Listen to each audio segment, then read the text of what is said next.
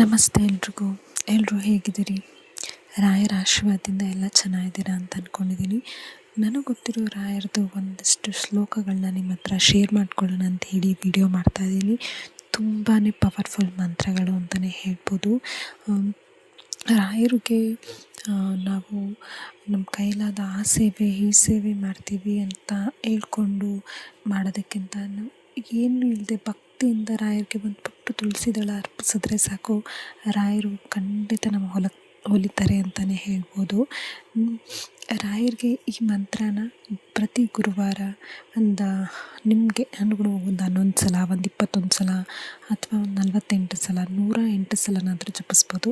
ಇಲ್ಲ ಗುರುವಾರ ಪ್ರತಿದಿನವೂ ಜಪಿಸ್ಬೋದು. ಪ್ರತಿದಿನ ನೀವು ಜಪಿಸ್ಬೋದು. ಜಪಿಸೋಕ್ಕಾಗಲಿಲ್ಲ ಅಂತಂದವರು ಪ್ರತಿ ಗುರುವಾರನಾದರೂ ಈ ಮಂತ್ರನ ಹೇಳ್ಕೊಳ್ಳೋದ್ರಿಂದ ತುಂಬಾ ಒಳ್ಳೆಯದಾಗತ್ತೆ ಅಂತಲೇ ಹೇಳ್ಬೋದು. ಅದು ಯಾವ ಮಂತ್ರ, ಹೇಗೆ ಹೇಳೋದು ಅಂತ ನೋಡ್ತಾ ಹೋಗೋಣ. ಓಂ ಶ್ರೀ ಗುರು ರಾಘವೇಂದ್ರಾಯ ನಮಃ.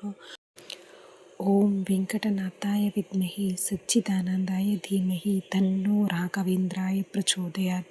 ಓಂ ವೆಂಕಟನಾಥಾಯ ವಿದ್ಮಹಿ ತಿಮ್ಮಣ್ಣಪುತ್ರಾಯ ಧೀಮಹಿ ತನ್ನೋ ರಾಘವೇಂದ್ರಾಯ ಪ್ರಚೋದಯಾತ್. ಓಂ ಪ್ರಹ್ಲಾದಾಯ ವಿದ್ಮಹಿ ವ್ಯಾಸರಾಜಾಯ ಧೀಮಹಿ ತನ್ನೋ ರಾಘವೇಂದ್ರಾಯ ಪ್ರಚೋದಯಾತ್. ಈ ಮಂತ್ರನ ಪ್ರತಿ ಗುರುವಾರನಾದರೂ ಹೇಳ್ಕೊಬೋದು, ಇಲ್ಲ ದಿನ ಹೇಳ್ಕೊಂಡ್ರೂ ಸಹ ತಪ್ಪೇನಿಲ್ಲ.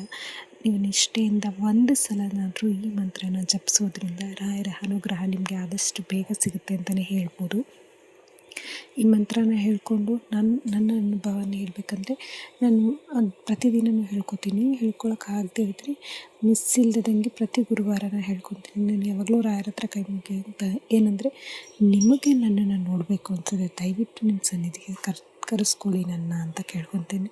ಒಂದೊಂದು ಗುರುವಾರ ಹೋಗೋಕ್ಕಾಗತ್ತೆ, ಒಂದೊಂದು ಗುರುವಾರ ಹೋಗೋಕ್ಕಾಗಲ್ಲ. ಸೊ ನಾನು ಹಂಗನ್ಕೊಂಡೆ ಈ ಮಂತ್ರನ ಹೇಳ್ಕೊಂಡು ಇರುವ ಜಾಗದಲ್ಲೇ ರಾಯರಿಗೆ ಕೈ ಮುಕ್ಕೊತೀನಿ. ಸೊ ಈ ವಿಡಿಯೋ ಎಲ್ಲರಿಗೂ ಇಷ್ಟ ಆಗಿದೆ, ಯೂಸ್ಫುಲ್ ಆಗಿದೆ ಅಂತ ತಿಳ್ಕೊಂಡು ಈ ವಿಡಿಯೋನ ಇಲ್ಲಿಗೆ ಎಂಡ್ ಮಾಡ್ತಾಯಿದ್ದೀನಿ. ರಾಯರ ಆಶೀರ್ವಾದ ಎಲ್ಲರಿಗೂ ಸಿಗಲಿ ಅಂತ ಕೇಳ್ಕೊತೀನಿ. Thanks for watching.